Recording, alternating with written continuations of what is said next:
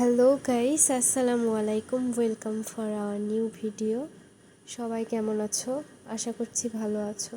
তো গাইস, এখানে আব্বু আমার জন্য ধানের খই নিয়ে আসছে আর বিভিন্ন ধরনের ফ্রুটস নিয়ে আসছে, পাস্তা নিয়ে আসছে, যেগুলো আমি পছন্দ করি।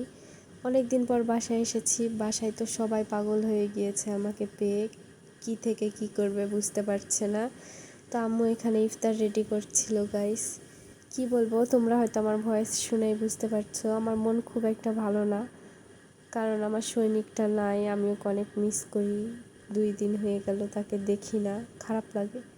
সবাইকে না পেলেও শুধু ওকে পেলে আমি সম্পূর্ণ, কিন্তু সবাইকে পেয়েও যদি ওকে না পাই তাহলে আমি সব সময়ের জন্য অসম্পূর্ণ।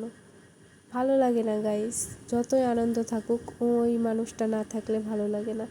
তো এদিকে ইফতার রেডি হয়ে গেল, আর এখানে আব্বু আমার জন্য মাঠা নিয়ে আসছিল। আমি চিনি না এটা, তবে ফার্স্ট টাইম খেলাম, এত টেস্টি গাইস, কি বলবো, এটার নাম নাকি মাঠা। তো ইফতার করলাম, ইফতার করা শেষ করে এখানে নানু বাসায় যাচ্ছিলাম, যেহেতু অনেক দিন পর এসেছি, সবার সাথে একটু দেখা করতে যাচ্ছিলাম। আমাদের বাসা থেকে বেশি দূরে না, 10 মিনিট হাঁটা লাগে, তবে আমার নানু বাসা খালামণির বাসা। তো এখানে এসে ভাবলাম একটু শেয়ার করি সবার সাথে, অনেক দিন পর বাড়িতে এসেছি। তোমরাও তো অনেক অপেক্ষা করো যে আমি কখন ভিডিও দিব।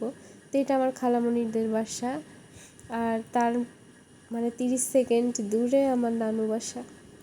তো এখানে আমি আর আম্মুই যাচ্ছিলাম, আমার ভাই আসে নাই, ওকে আমরা নিয়ে আসি নাই। আর এখানে হঠাৎ করে এই বিড়ালটাকে দেখে আমি ভয় পেয়ে গিয়েছিলাম।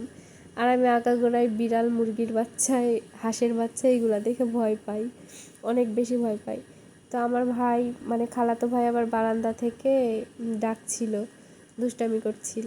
তাই আমি ওকে বলছিলাম তাড়াতাড়ি গেট খুলো, তো এখানে গেট খুলে দিচ্ছিল। ভিডিও করা দেখে আমাকে বলে, আপু ভিডিও করছো? আমি বললাম হ্যাঁ। তো এখানে আমার বোন আবার ওয়েলকাম জানাতে আসছে আমাকে।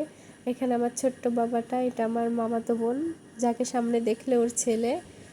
তো এই তো সবার সাথে অনেক দিন পর দেখা, সবাই তো অনেক খুশি। তো দেখা সাক্ষাৎ করে বাড়ির দিকে রওনা হলাম। তো আজ এই পর্যন্তই, সবাই ভালো থাকো, আল্লাহ হাফেজ সবাইকে।